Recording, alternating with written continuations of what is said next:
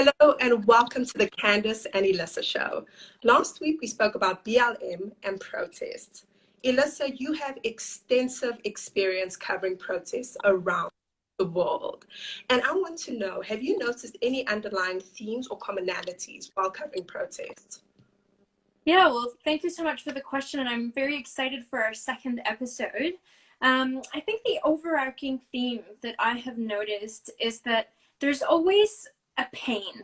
There's a need that's not being met, and people want to be heard. So, we're seeing this with a Black Lives Matter explosion. This is about not just centuries of huge amounts of abuse and extreme slavery forms. It's also the fact that there's such huge socioeconomic, educational disparity, being treated completely differently by the criminal justice system, the legal system.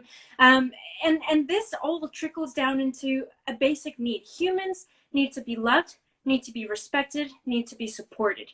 And when any of these things are broken, that's when the need for protest emerges. And there tends to be a trigger, just like the murder of George Floyd was a trigger for the Black Lives Matter movement now. The triggers are very important. I think those are the catalysts for change. Wow. And you also covered some historically challenging moments, like the Rabaa protest in Egypt. And I think this was in 2013. And I want to know, while you were there, did you notice anything about human nature and how it unfolded during these times? Yeah, well, I mean, the time in covering Cairo was very volatile. It was when the first democratically elected president of Egypt was deposed by the military, the now President Sisi of the country. And so, thousands of people that were Muslim Brotherhood supporters, which was the party that he led, flocked from all over Egypt to Cairo to protest the fact that their first elect president was removed. And so one of the areas in these protests was called Rabaa. There were different pockets, and Rabaa was basically the shutting down of numerous streets. It became like a little city where there were people that would cook, there were people that would clean, there were mosques, and it basically just blocked out traffic, and people would protest every night on loudspeakers. Now, it was definitely causing a ruckus, but in my personal experience, I never saw any guns. I never saw any form of violence. And having covered in different other parts of Egypt, such as Tahrir Square, where there are numerous gang rapes that were taking place at the time and have taken place historically, I never had any problems covering alone with a camera as a woman at night, for example. Now, in this time, the military and the media outlets were controlled. They were controlled by the military, by the government, and so it was only their discourse that was being released to the people. And this is the reason that these protests and the protesters were being labeled as terrorists.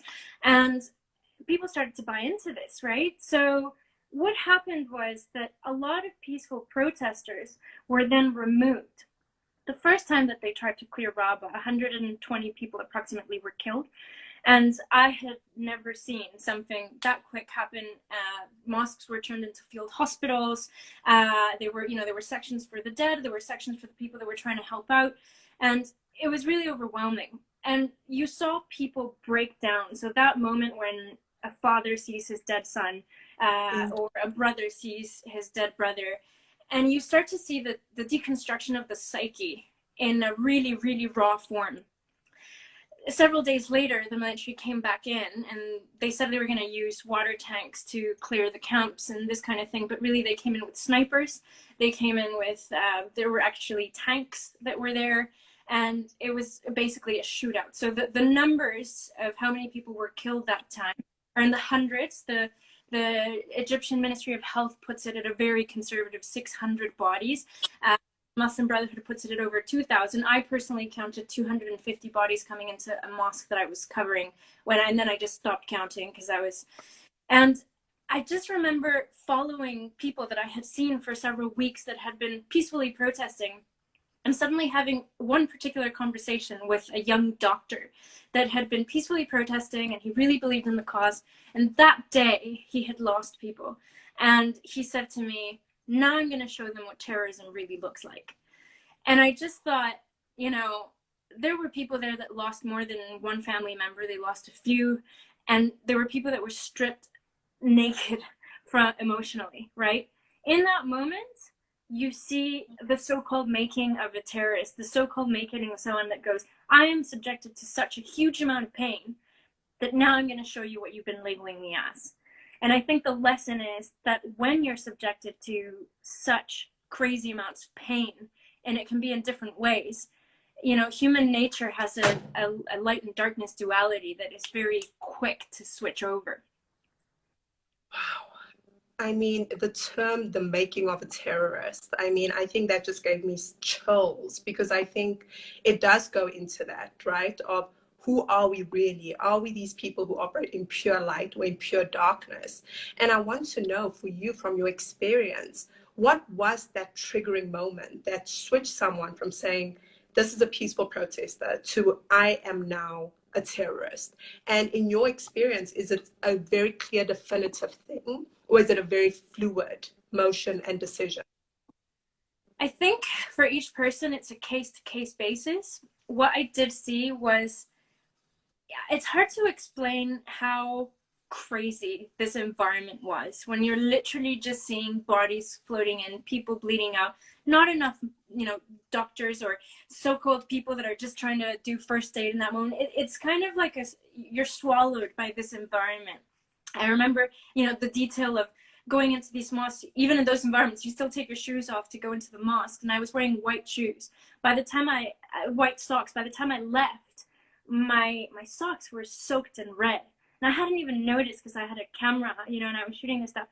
But I think what it was at the underlying message that was sent here is, your voice doesn't matter, your beliefs don't matter, you don't matter, you are disposable, as is your family, as are your friends, and you're nothing, basically. And this is not something that, you know, we're going to bother with. This was Egypt versus Egypt, right? This wasn't, you know, like a historical Israel-Gaza kind of conflict. It was internal.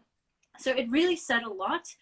And I think when you feel so undervalued, so minimized, and then you compound that with the feeling of frustration of not being able to do anything to change things, you can't change them the right way.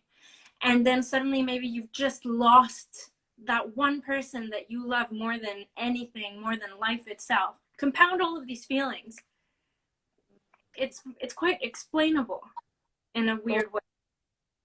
I mean, for me, what I'm hearing is how pain transforms us, right? It's these moments of, I think as human beings, we live in these worlds where we want to believe there's pure white, black, and a gray doesn't exist. And the truth of us are constantly living in gray. It's moments in life that pushes us to either end, right? And I mean, even in your work today, you still work with people where pain is so transformative. And I want you to speak to that. How have you seen pain transform people? I think, you know, my background as a camera woman, like in cinematography, there's no light without darkness. It's the same thing with humans, right? Like you said, we are all operating in a gray zone. It's not pure in any direction. Even the most wonderful heroes that liberated nations, take Gandhi being a horrific racist, right? So it's this duality of human nature. And I think the way that we react to pain boils down to how big is our toolbox for coping with this pain, right? Because there might be people that transform in a very positive way, that use this as a healing, channeling mechanism to overcome, help others. You know, your experience is a very, very clear one of this, for example. And then there will be others that when subjected to too much and the toolbox isn't enough because I can't cope with this, it just, you know, it just happens and people resort to violence. I think that's how violence also emerges, you know? And it's that whole gray zone. There could be someone that maybe resorted to extreme forms of violence, didn't know it was within them, and then goes, oh my goodness, how did this happen? And then rectifies and makes an amazing life of helping others, right? It's all a juggle. And I think we're complex beings, you know? Oh, I could speak to you all day about this, because just your expertise and your knowledge around the subject matter is so crucial. And I think as we move forward, we're going to unpack this and it's going to be incredible. But I want to know before we go, how did you deal with this? You know, because it's one thing to, you know, speak to you as an expert and someone who's experienced this. But another part of me is thinking, how did you emotionally protect yourself from seeing all the chaos and in some ways darkness that you were exposed to? Yeah, that's a great question.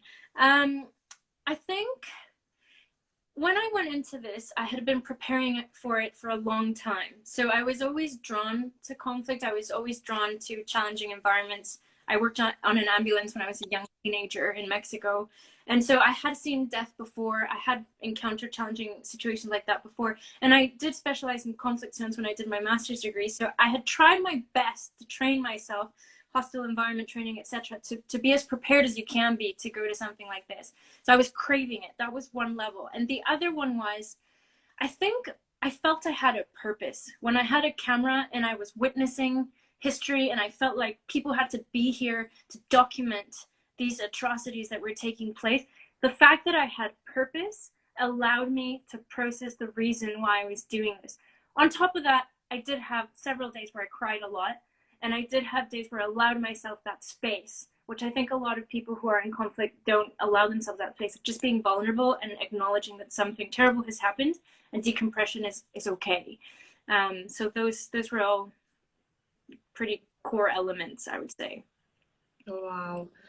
Elisa, thank you so much for engaging, for being so open, for being so vulnerable. I mean, I've learned so much and I honestly look forward to having more of these conversations because with this time frame is not enough to cover everything we have seen. And I think it's so important to just tie it into the current dynamics that we're experiencing, because what you witnessed in Cairo is not that different from what we're seeing unfolding now. We're not seeing the bodies, you know, we're not seeing the violent aspect of it, but we are seeing a very big shift in the world. And so your experience and your insights have just been so profound. So thank you so much for making this episode amazing. Oh, thank you for guiding the right questions. And I look forward to the next one. Yeah, thank you guys, and we'll see you soon. Bye.